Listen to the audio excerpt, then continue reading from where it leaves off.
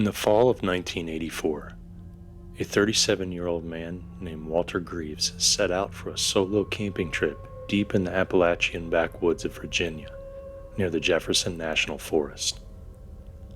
Walter wasn't an adventurer by any stretch. He worked as an auto mechanic in Roanoke, lived alone, and genuinely kept to himself. But he had grown tired of the city, tired of the static on his black and white TV, tired of the constant mechanical whine of air compressors and torque wrenches. The woods were where he believed he'd find some peace. He packed up his 1972 Ford Courier with supplies, dried food, a large canvas tent, a military surplus lantern, a hunting knife, and his .22 rifle, mostly for coyotes or the odd bobcat. He didn't tell anyone where he was going, just jotted down the name of the forest and the date on a notepad stuck to the fridge. He wasn't the kind of man who thought people would come looking for him if he vanished. Walter parked off an old service road and hiked several miles into the forest, past rustling trail markers and rotting fence posts. He found a clearing beside a thin creek, surrounded by towering oaks and hemlocks. The wind here barely reached the forest floor. It was silent in the way cities couldn't understand. The first day was uneventful. He set up camp, started a fire, and settled in for what he thought would be 3 days of solitude. The second night was when he first noticed it. Walter was stirring a can of beans over the fire when he felt it, the hairs on the back of his neck rising as though touched by static. He turned around, the trees casting long black shadows in the firelight. Nothing there. He told himself it was just nerves, city brain, used to crowds, to people moving just out of peripheral vision. But this was different. This was primal. He heard branches cracking in the distance, slowly, deliberately. Not the scurry of animals, no. Something walking, something bipedal. He called out, "Hey, anyone there?" Silence. Then, a faint whisper, too faint to make out, but it was unmistakably human, except it sounded wrong, like someone mimicking a voice, mouthing the shapes without knowing what the words meant. He slept poorly, clutching the rifle to his chest, eyes darting toward the tent's flap at every rustle outside. The next morning, Walter went looking. He wasn't a coward. If someone was out there, messing with him, he wanted to confront them. He walked in widening circles around his camp and found footprints in the mud by the creek. Bare feet, human-sized. But the gait was off, as if the person had no sense of balance. One print even showed toes curling under, as if whatever had made them was trying to imitate walking. Then he saw the tree. It was massive, long dead and hollow through the center. A lightning strike had split it from crown to roots. Something was carved into the bark in a black, charred spiral, like a sigil burned deep into the flesh of the tree. Around the base were piles of small animal bones, feathers, and dried mud caked with hair. Walter stood staring for what felt like hours. When he finally turned back, the forest was quiet. Too quiet. The usual birdsong was gone. Even the wind felt constrained, like it didn't want to touch this part of the woods. He returned to camp in silence.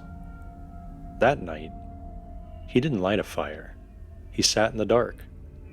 He heard thudding in his ears. Whatever this thing was, it wasn't scared of him, and he was starting to think it wasn't human at all.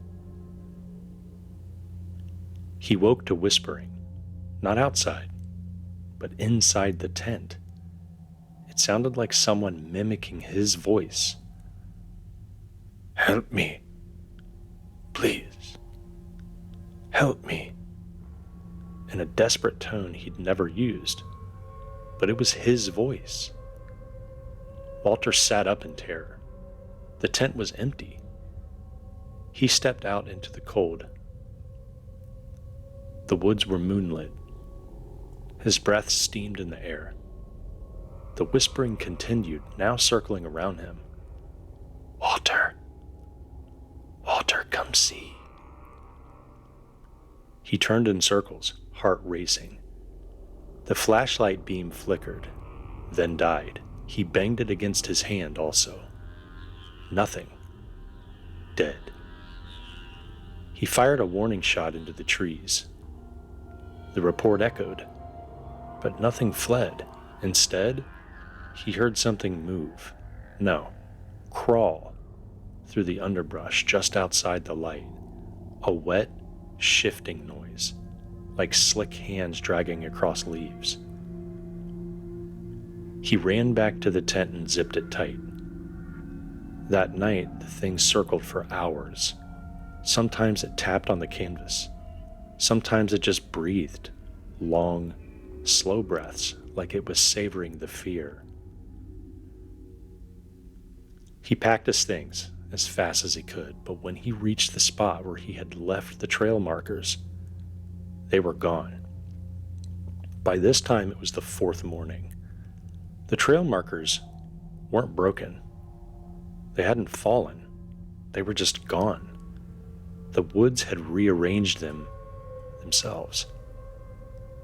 Every direction looked the same. The creek ran the wrong way. Even the sun seemed off, like it never fully crested above the trees. He wondered for hours, almost ending back at the hollow tree. And this time it was different. The sigil had changed. Now it was a circle within a circle, with 4 stick figures drawn around it, heads bent like they were worshiping whatever was inside. He tried to burn it, poured gasoline on the bark and lit it. The flame sparked and then vanished, like the fire had been swallowed. That night, it came directly at him. He awoke to his tent unzipped from the inside. He sat up and saw the shape sitting across from him, pitch black against the moonlight. Not an animal, not a man. Its limbs were too long. Its eyes, if it had any, were just sockets, glowing faintly red like dying coals. Then it spoke again, in his voice. "Why did you come here, Walter?" Walter fled into the night, aimless. The thing did not follow, not directly, but it always returned, sometimes ahead of him, sometimes whispering behind him. Eventually, he came upon an old cabin, barely standing, boards rotting, no roof. He didn't question why it was there. He just ran inside and barricaded the door. Inside was a small shrine made of animal skulls, bound together with sinew. Hanging above it was an old Polaroid photo, faded almost to nothing. But he could just make out a man, maybe in his 30s, standing beside the same hollow tree. Written on the back, 1972. He never came home. He understood then. The forest didn't want people. It took them. Whatever lived here had been here long before him. It lured men in, isolated ones no one would miss, and once inside it fed on them, fear, flesh, memory, and when it was done, it wore them. Walter tried to end it. He found the tree again and sat beside it with the rifle. He placed the barrel under his chin. Whispering surrounded him. Dozens of voices, some male, some female, all fragments. but he recognized his own among them. "Walter, don't." He pulled the trigger. Click. The chamber was full. The bullet never fired. The whispering laughed, a dry, cracked sound like dead leaves.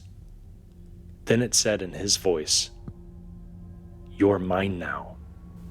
A year later, hikers found an abandoned campsite in the woods. Tent, supplies, fire pit, but no body. Near it stood a hollow tree, blackened by age. Inside, carved freshly into the wood, were the words, "I came here to be alone, now I always am." And not far away, a man was spotted by two campers, dirty, barefoot, walking in strange jerking motions. His eyes were hollow. When they called out to him, he stopped, smiled, and then in their voices he replied, "Help me," and vanished into the trees.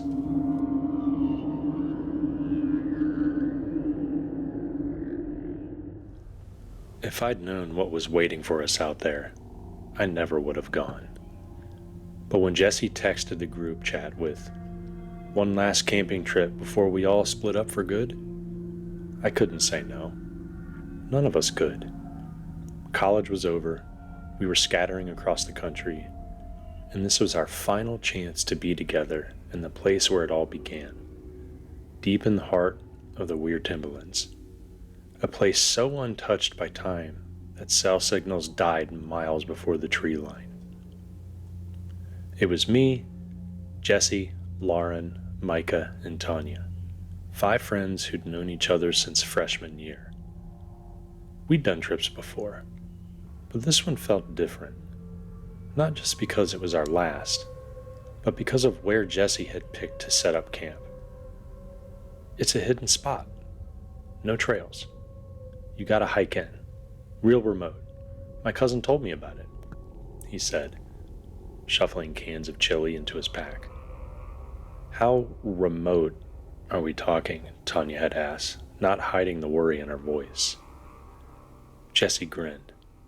"Let's just say no one will ever find out that we're there." We laughed, thinking he was just being dramatic. That was Jesse, always pushing things a little too far. The hike in was long. 4 hours of rough terrain, uneven paths, and by the time we reached the spot, just a patch of clearing nestled in a ring of towering pines. The sun was already dipping behind the trees. That first night felt normal. A little eerie, sure. The forest is always louder than you think. Chirping, rustling, the occasional distant snap of a twig. But it was also beautiful. The fire cracked, marshmallows burned, and we all toasted to the end of an era. It wasn't until the second night that we saw him. I'd stepped away from the camp to relieve myself, maybe 20 feet into the trees. The moon was out, fat and pale, and it lit up the woods just enough to see between the trunks. That's when I caught movement, a figure, standing completely still. At first, I thought it was one of the others messing with me. But something was off. The way he stood there, just beyond the reach of moonlight, rigid like a mannequin. I couldn't make out his face, only the outline of him. Tall, broad-shouldered, wearing what looked like a coat that hung too low on one side. "Jesse?" I called out. No answer. "Micah, is that you?" Still nothing. The figure didn't move, didn't flinch, just stared. Or at least I felt like he was staring, and staring at me. I backed away slowly, keeping my eyes on him the whole time until I was nearly at the edge of the campfire's glow. "What the hell's wrong?" Lauren asked as I stumbled back into the circle. I looked at her, then back to the woods, but he was gone. "I thought I saw someone," I said quietly. That got everyone's attention. I told them what I saw, but no one else had noticed anything. Jesse grabbed a flashlight and swept the area, but we found nothing. No prints, no sign of anyone. Eventually, we laughed it off. Nerves. A trick of the shadows, maybe too much smoke inhalation. But I knew what I saw. He was real, and we weren't alone. The next day started with an uneasy energy. No one said anything outright, but I could tell they were shaken. Everyone kept glancing over their shoulders like they were expecting someone to be watching. Maybe they were. I didn't sleep much that night. Every snap of a twig had me wide-eyed, listening. But the morning was quiet. Too quiet. No bird song, no insects, just wind threading through the trees like a whisper. Jesse tried to lighten the mood by breaking out the portable speaker and playing music while we made breakfast. But the sound felt wrong somehow, like it didn't belong, like we were disturbing something. Around noon, Tanya came back from the woods looking pale. "There's something on those trees," she said, holding out her phone. She'd taken pictures of deep gouges, 3 long marks running down a thick pine trunk. Fresh, too wide apart for an animal, way too high up. "Bear?" Micah offered, not sounding convinced. "Bears don't make marks like that," Lauren muttered. We all decided to check it out. The tree was maybe 40 yards from camp, and when we got there, everyone went quiet. The gashes were deep, violent, almost surgical in how straight they were. That's when we saw the others. 6 more trees, all with the same marks, evenly spaced out in a perfect circle around our site. A ring. What the hell is this? Micah shook his head. Someone's messing with us. Tanya looked around. "You mean that guy you saw last night?" I didn't answer, because I didn't want to say what I was thinking, that these marks weren't a warning. They were a boundary.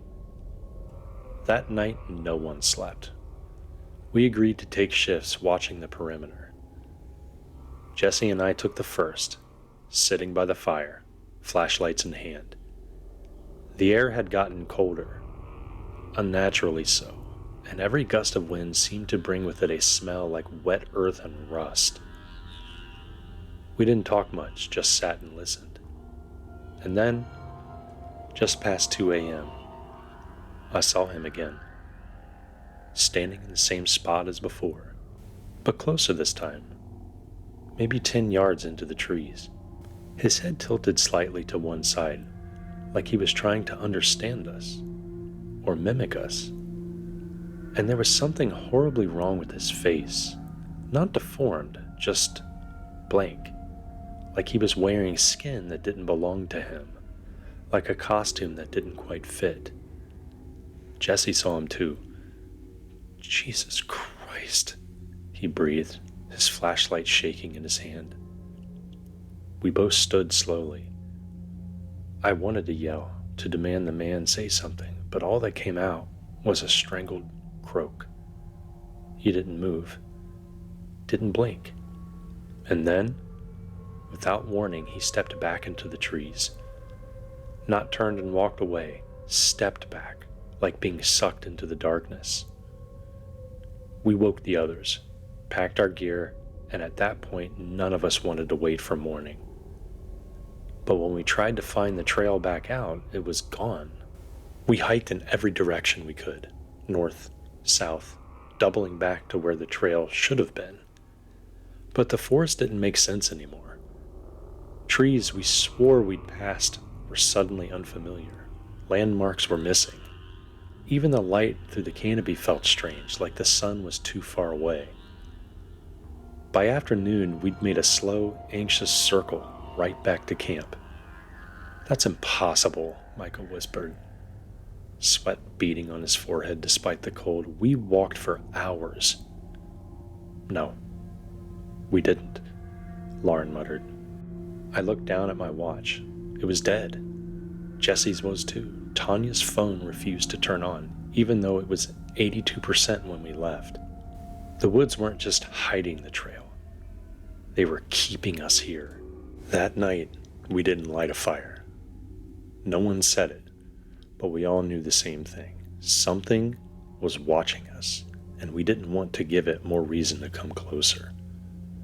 We sat in silence, backs to each other, eyes wide and scanning the tree line. The stillness was unbearable. No wind, no movement. Even the air felt dead. Then the noises started. Not animals. Footsteps. Crunching leaves, slow and deliberate, circling the clearing.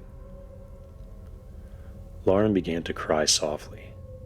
Jesse gripped the knife he had kept clipped to his belt. I couldn't breathe. I was afraid even a whisper would call attention to me. The steps stopped just behind me. I didn't turn. I couldn't.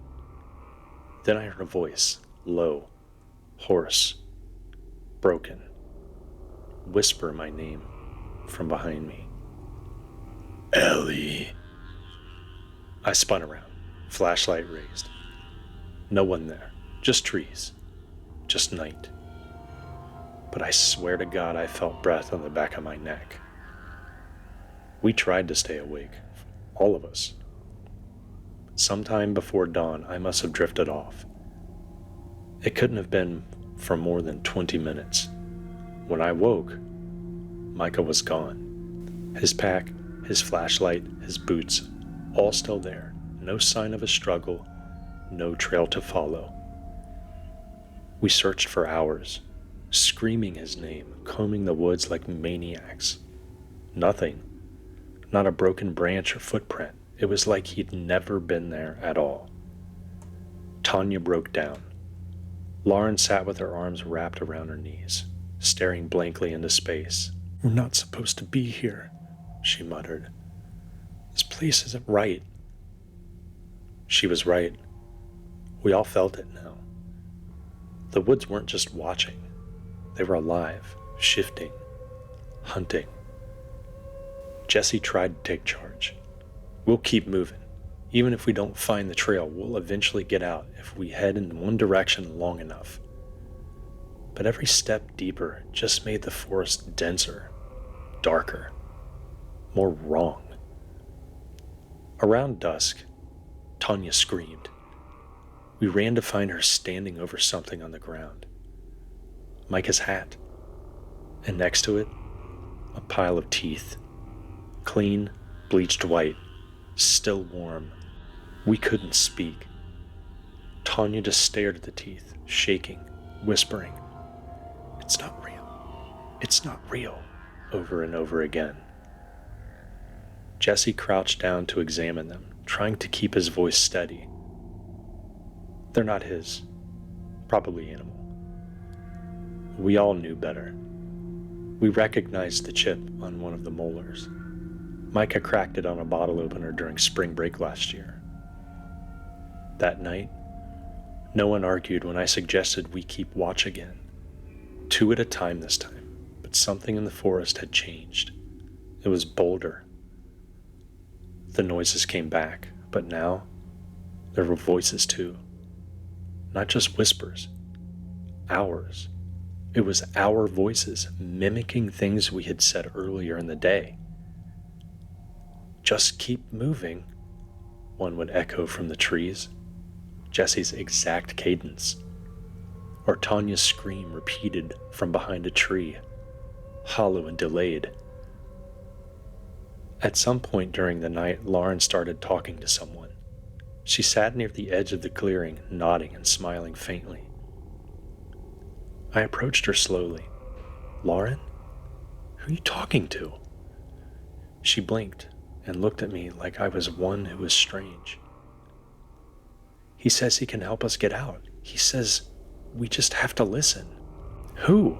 She pointed at nothing, just trees and shadow.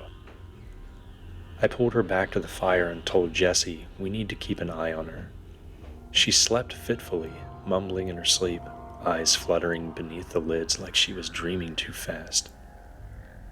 Tanya wouldn't sleep at all. She sat up the whole night with her flashlight clutched in both hands, pointed at the woods. In the faint beam just past the trees, I saw him again. Only this time, there were two of them. It wasn't just a man anymore. Now there were figures, multiple, standing in a line between the trees, still and waiting. They were shaped like us. Same heights, same builds, same clothing. I saw one that looked like Jesse, same red hoodie, even the same worn-out hiking boots. Except the face wasn't right.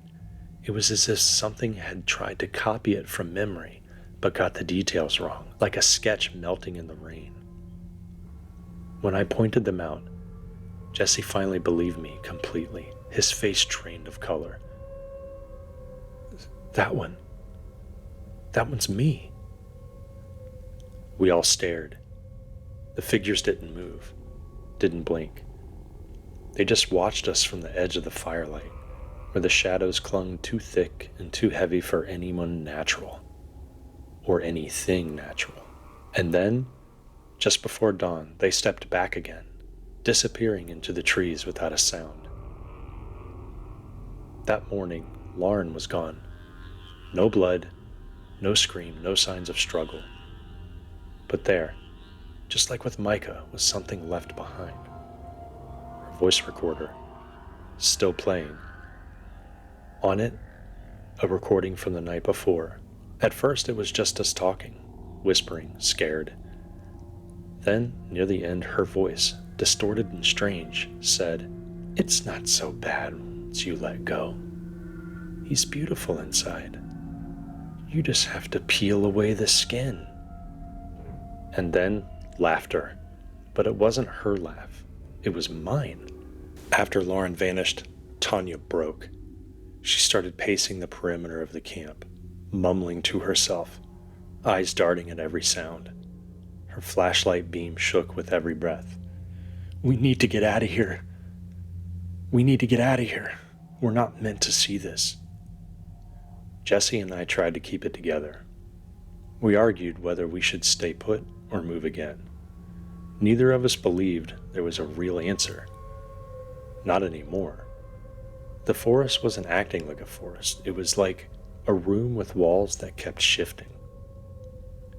That afternoon, we tried following the sun, hoping it would lead us somewhere, anywhere. But the trees grew denser, the light dimmer, and the forest floor felt wrong under our feet, soft in places, like walking on thick, damp skin. I stopped when I realized what was beneath my boot. A rib cage, half buried in the moss. Too big for a human, too small for any animal that should have been out here. We kept walking. Eventually, we found something that made us freeze. A path. Not dirt, not stone. It was made of bones, long femurs and cracked pelvises, curved into a winding trail that twisted off into the dark. Arranged perfectly, like someone or something had laid it out piece by piece. Tanya started to cry at this point. "Do we follow it?" Jesse asked, almost afraid to speak. "No, no way, that's not a way out." He looked at me, then back at the bone path. "Then what the hell do we do?" That's when Tanya turned and ran. We chased her, but she was fast, panicked fast. We called her name until our throats were raw. Then we heard her scream, and silence. When we found her, she was kneeling in a clearing that hadn't been there moments before. In the center was a stone altar, old and cracked, covered in handprints, human handprints, pressed into dried blood. Tanya was whispering something over and over. "Take me instead. Take me instead." We tried to pull her away, but she fought, clawing at us, screaming. Jesse finally got her off the altar, but it was too late. The shadows in the trees around us moved. Not wind, not animals. They watched. They closed in. And in the center of the altar, something began to rise. Not a man and not a creature, a shape, shifting, twitching, like a body made of many parts sewn into one. Faces stretched across it like cloth, mouths opening and closing without sound, eyes blinked from its chest, its legs were arms, bent wrong. We ran. We didn't look back. Not when Tanya started screaming again. Not when the screaming stopped. We ran until our lungs burned and our legs gave out. Jesse collapsed next to a boulder. It was shaped like a twisted jawbone. I leaned against a tree, head spinning, chest rattling with every ragged breath. Everything looked the same. Every tree, every rock, every twisted root. We could have been moving in circles or deeper into hell. There was no way to tell. The hell was that? Jesse whispered. I don't think it's one thing, I said, barely able to form words. I think it's many. I think it's wearing a face.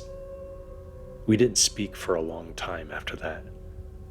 When the sun went down again, if it was the sun, Jesse and I sat in the dark without a fire. There was no point anymore. No one was coming. No trail was going to appear, and whatever was out there, it was playing with us. That night, I had a dream. Or maybe I woke up. I was standing in the middle of a clearing, alone, fog thick around my ankles. The trees were gone, just an endless white-gray horizon. And he was there. The man, the first one I'd seen. His face was clearer now. It was mine. Not a look-alike. Mine. Like I was looking into a mirror warped by water. He didn't speak, just stepped toward me slowly. Then he held out his hand. In it was something wet, beating. A heart. Mine? I didn't take it. I ran. When I woke, Jesse was gone. No blood, no footprints. Just the knife he always carried, stuck in the center of our camp like a marker. Tied to it, a piece of torn red hoodie. And beside it, carved deep into the dirt, was a sentence. You're the last. They found me 3 days later. A search team, alerted by Tanya's parents when she didn't come back, was sent. I was 15 miles from the nearest trailhead, half-starved, covered in scratches, mumbling about things with too many faces. They asked where the others were. I told them I didn't know. I still don't. They never found their bodies, never found the camp, never even found the timberlands on a map. They say I was in a completely different part of the forest. But sometimes, late at night, I see the trees outside my window shift just a little too much. I hear whispers that sound like my name. And once, last week, I found a mark on my bedroom wall. 3 deep gashes, spaced perfectly apart.